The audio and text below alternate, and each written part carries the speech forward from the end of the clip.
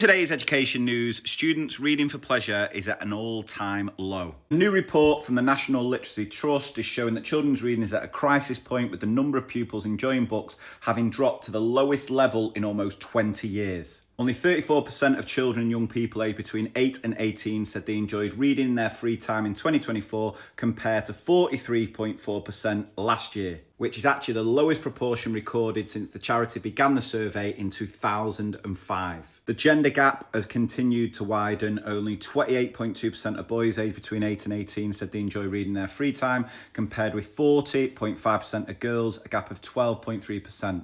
Which is a massive drop, as last year 40.5% of boys said they enjoyed reading their free time, compared with 45.3% of girls, a gap of 4.8. This report identifies a particular crisis for secondary school children. The fall in reading enjoyment was more pronounced for young people aged 11 to 14 and 14 to 16 compared to those aged 8 to 11. And it's quite a comprehensive survey from the National Literacy Trust. Over 76,000 children from 400 schools took part. You might be wondering, why is this a particular issue? Well, it has been proven through numerous research reports. The single biggest indicator of a child's future success is reading for pleasure, more than their family circumstances, their parents' educational background, and that's been backed up through all these different research reports. What is causing this massive decline in students reading for pleasure? I think there's multiple reasons. In the article, they talk about how families have faced huge pressures in recent years, from pandemic to cost of living crisis, cuts to vital community services, especially libraries. I think that is a big issue.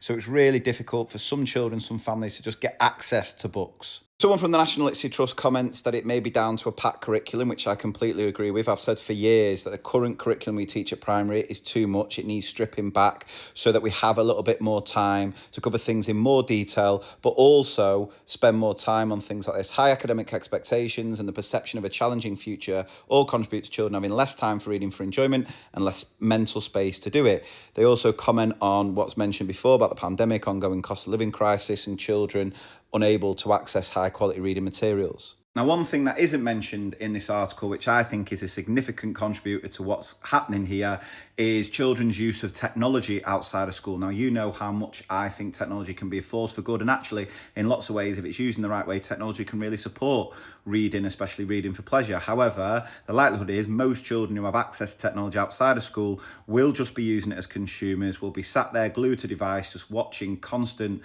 sort of brain rot type content in most cases.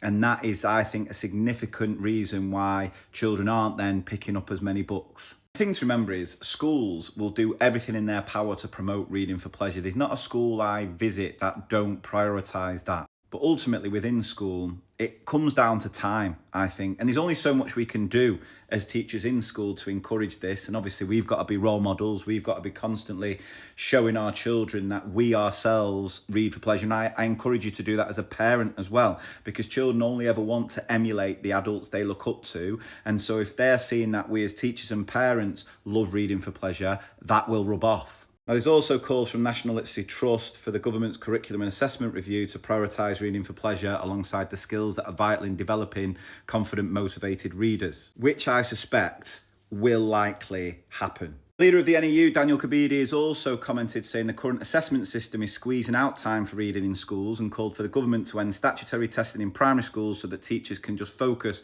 on instilling a love of reading in our school, which we already do, but it would certainly help if we weren't distracted by pointless statutory testing, especially when research is now finding things like this: no evidence that the phonics screening check actually improves reading. That's no sign that the phonics screening test had narrowed attainment gaps by the end of primary school, an Education Policy Institute report shows. Well, I would love to hear what you think needs to change to encourage more students to read for pleasure. I think there's so many different facets to this. It's not a one solution. Although if we were to get rid of some of the statutory testing we do in primary school, I think that would be helpful and give us more time to really encourage that reading for pleasure. But I welcome your thoughts.